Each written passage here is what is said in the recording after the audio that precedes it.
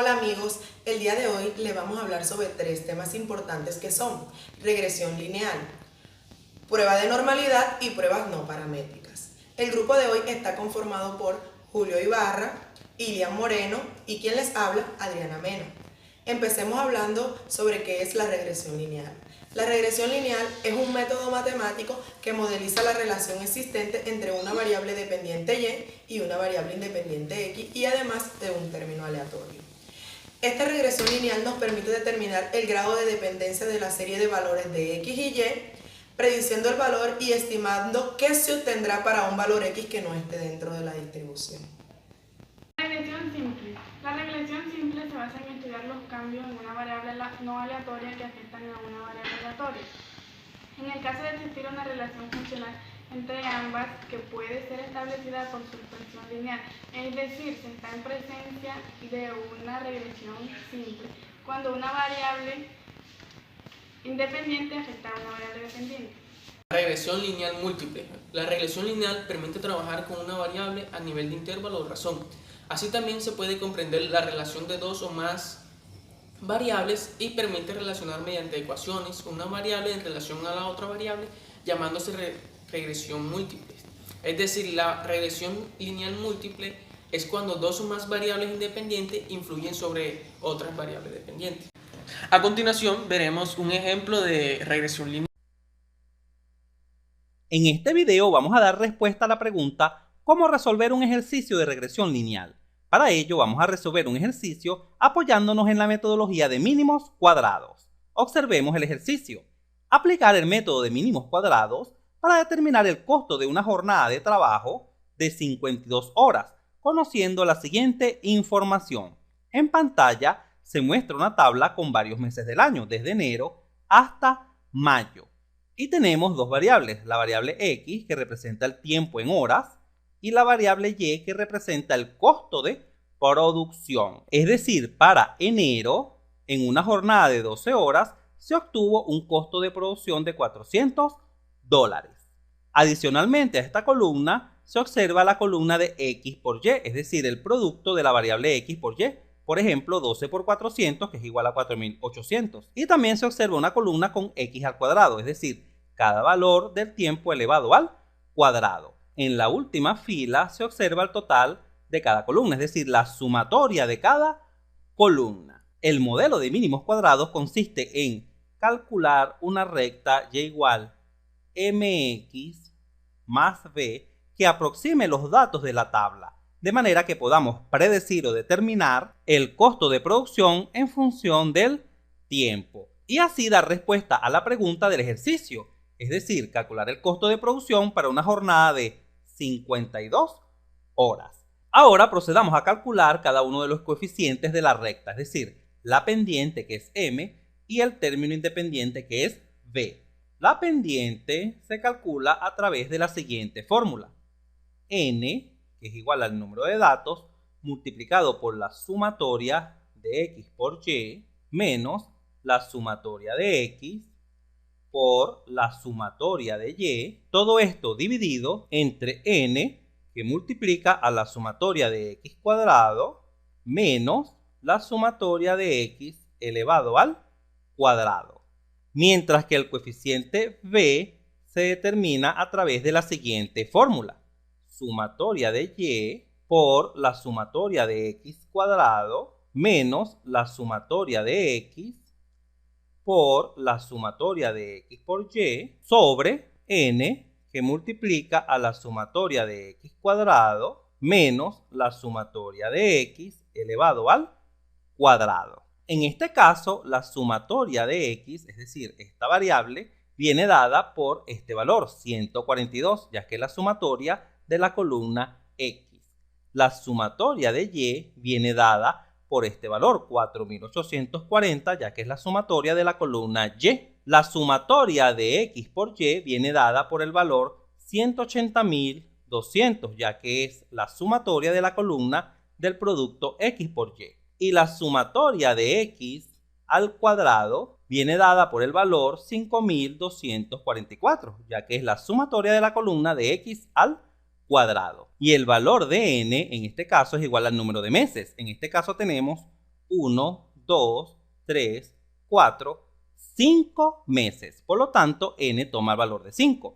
Procedamos a sustituir los valores mencionados para obtener la pendiente m y el valor b. La pendiente m será igual a 5 que multiplica a 180.200 menos 142 que multiplica a 4.840 sobre 5 que multiplica a 5.244 menos 142 elevado al cuadrado. Al efectuar esta operación se obtiene como valor aproximado 35,29. Ahora determinemos el valor de b. b sería igual, sustituyendo los valores, 4.840 por la sumatoria de x cuadrado, que es 5.244, menos la sumatoria de x, 142, por la sumatoria de x por y, 180.200, sobre 5, que multiplica a 5.244 menos 142 elevado al cuadrado. Esto genera un valor aproximado de menos 34,25. Sustituyendo finalmente estos valores de m y b, se obtiene la siguiente recta: y igual m 35,29x más b, pero en este caso b vale menos 34,25.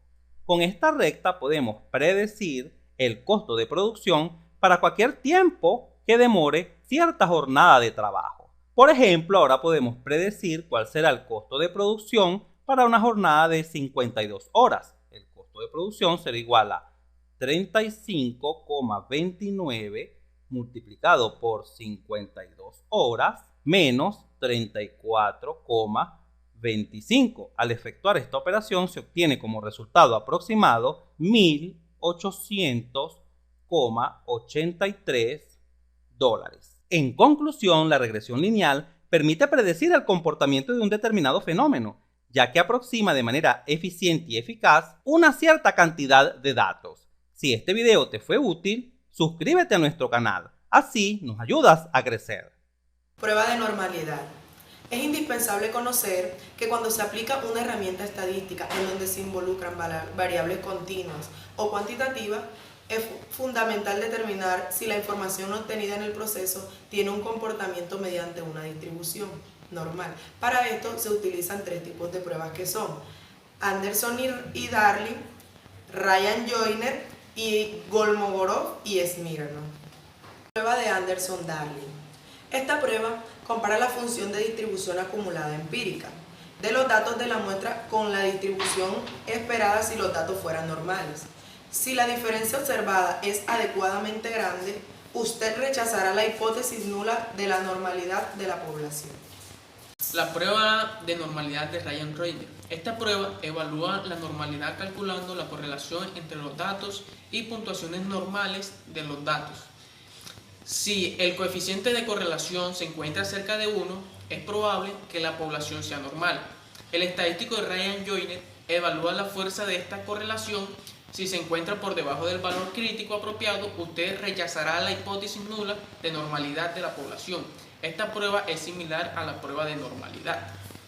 Prueba de Kolmogorov-Smirnov. Esta prueba compara la función distribuida acumulada empírica de los datos de la muestra con la distribución esperada si los datos fueran normales. Si esta diferencia observada es adecuadamente grande, la prueba rechazará la hipótesis nula de normalidad. La población. Si el valor de P de la prueba es menor que el nivel de significancia elegido, usted puede rechazar la hipótesis nula y concluir que se trata de una población no normal. A continuación veremos un ejemplo sobre la prueba de normalidad, para que les quede más claro esta prueba de normalidad. Prueba de Kolmogorov-Smirnov. Cuando queremos comparar dos grupos y estos tienen distribución normal, podemos construir los diagramas de caja y bigotes en función al error típico de la media para los límites de la caja. Si la línea media de un grupo se puede proyectar sobre el otro y este se encuentra dentro de la caja, veamos, de ida como de vuelta, entonces hay igualdad entre los dos grupos o no existe diferencia. Si la proyección de la línea media sobre el otro grupo está fuera de la caja, tanto de ida como de vuelta, entonces los dos grupos son diferentes. ¿Qué pasaría si la caja de uno de los grupos es asimétrica? Entonces la proyección de la línea media del primer grupo sobre el segundo cae fuera de la caja y bajo ese razonamiento diríamos que son distintos. Pero la proyección de la línea media del segundo sobre la caja del primero cae en su interior. Bajo ese criterio diríamos que son iguales. Entonces ya no podemos decidir si son iguales o diferentes.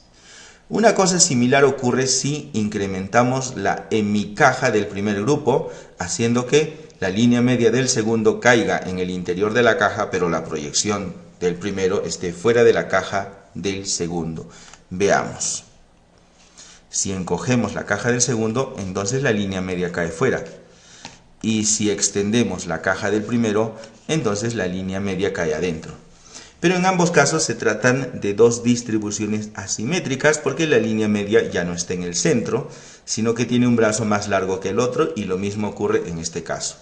Entonces llegamos a la conclusión de que para comparar dos grupos, las cajas deben ser simétricas, es decir, debe haber una distribución normal. ¿Y cómo demostramos que existe distribución normal en los grupos de las variables?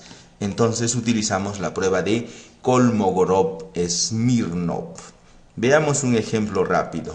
Tenemos un conjunto de recién nacidos que pertenecen a dos ciudades, a la ciudad de Arequipa y a la ciudad de Tacna. Este es el procedimiento para analizar la normalidad de una distribución. Vamos a analizar pruebas no paramétricas, cuadro de diálogos antiguos, KS de una muestra, significa Kolmogorov-Smirnov. En el cuadro de diálogo, prueba de Kolmogorov-Smirnov para una muestra, trasladamos la variable a analizar, peso del recién nacido. Y podemos contrastar la distribución de nuestra variable tanto con la distribución normal como con otras distribuciones, pero esto ahora no nos interesa. Démosle a aceptar y veamos que el estadístico Z es igual a 1,44 y el p-valor 0,03.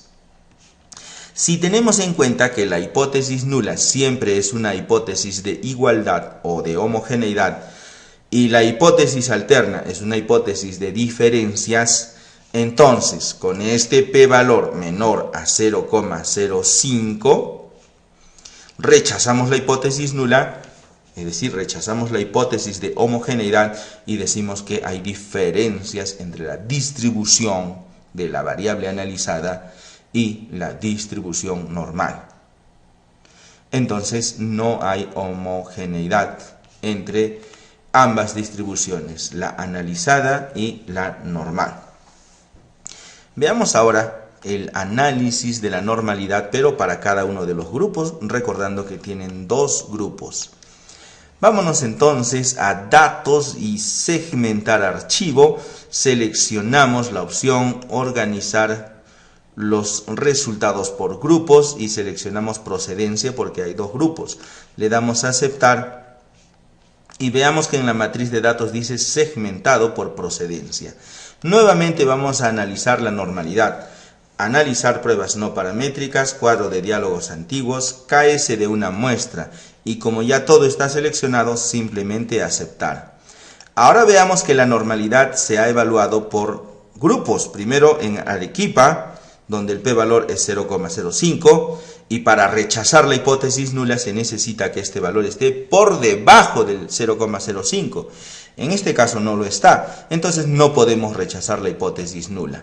Veamos ahora en el grupo Tacna y el p-valor es de 0,523. Tampoco está por debajo de 0,05. Y si no está por debajo de 0,05 en ningún caso, no podemos rechazar la hipótesis nula o hipótesis de trabajo, quedándonos con esta opción, que la distribución de la variable analizada es igual a la distribución normal. Y por tanto decimos que tienen normalidad y sí podemos comparar los dos grupos. No paramétrica.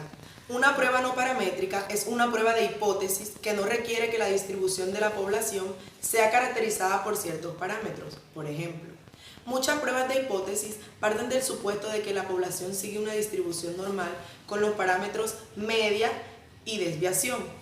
Las pruebas no paramétricas no parten de este supuesto, de modo que son útiles cuando los datos son considerablemente no normales y resistentes a transformaciones. Una de las limitaciones es, las pruebas no paramétricas por lo general no son menos potentes que la prueba paramétrica correspondiente que se cumple cuando al supuesto de normalidad, por lo tanto es menos probable que usted rechace la hipótesis nula cuando sea falsa si los datos provienen de la distribución normal. Otra de las limitaciones es que las pruebas no paramétricas suelen requerir que se modifiquen las hipótesis. Por ejemplo, la mayoría de las pruebas no paramétricas acerca del centro de la población son pruebas sobre la mediana y no sobre la media. La prueba no responde a la misma pregunta que el procedimiento paramétrico correspondiente, si la población no es simétrica. Bueno, para aclarar más el tema, aquí a continuación le mostraremos un ejemplo sobre la prueba no paramétrica.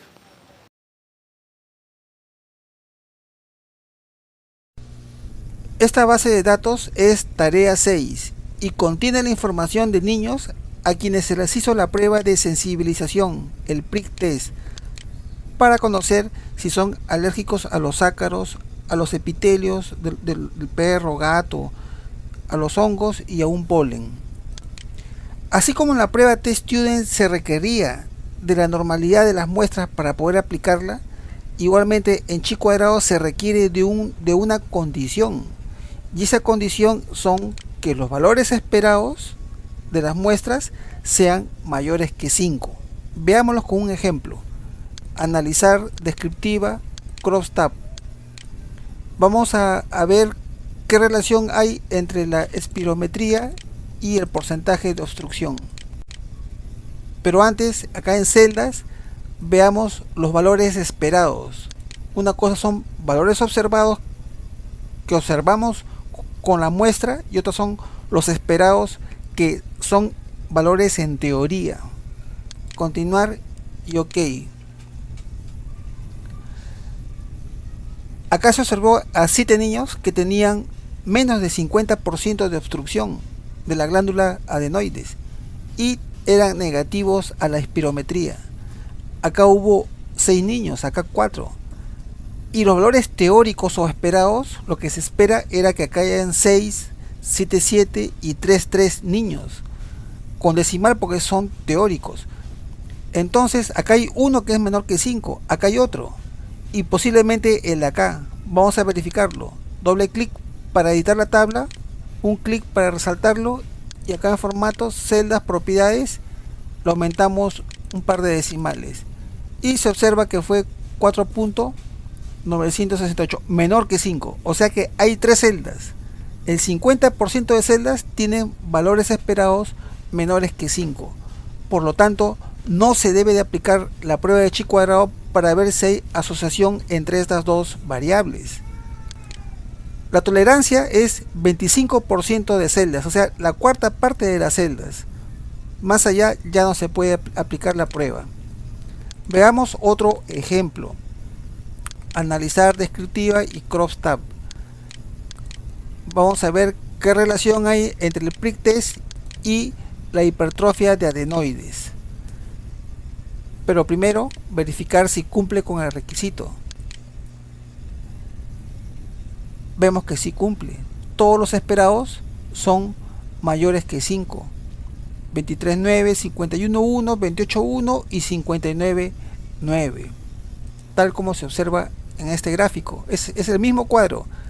Para calcular el valor esperado, por ejemplo, la celda 2.1, o sea, fila 2, fila 1, fila 2, columna 1, columna 1. El observado es 22 niños, pero teóricamente se espera 28.1 niños. ¿Cómo se calcula ese valor? Multiplique el marginal de la fila, que sería el total de la fila 88, por el marginal de la columna que le corresponde a esa celda, o sea 52, y lo divide entre el total 163. Al operar da 28,1. Por ejemplo, para la celda que tiene 45 niños, sería 75 por 111 dividido entre 163 y da 51,1. De esa manera se calculan los esperados. Ahora sí, repitamos el análisis y apliquemos en estadísticas el chi cuadrado. Continuar, y en celdas quitamos el esperado y ponemos porcentaje en columnas. Continuar y OK. Esta es la tabla de contingencia.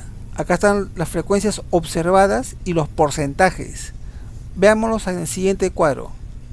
Es el mismo.